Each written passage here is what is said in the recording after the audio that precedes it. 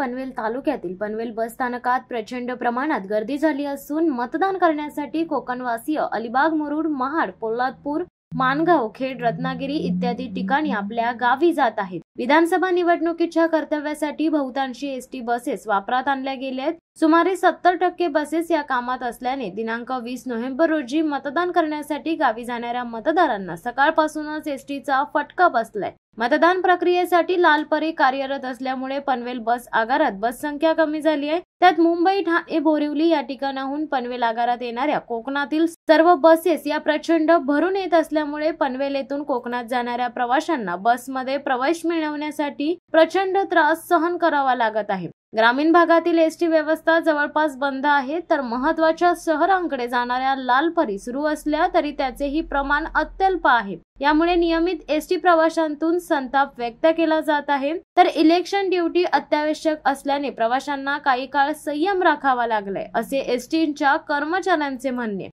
शिवसत्ता times news bureau, Panvel.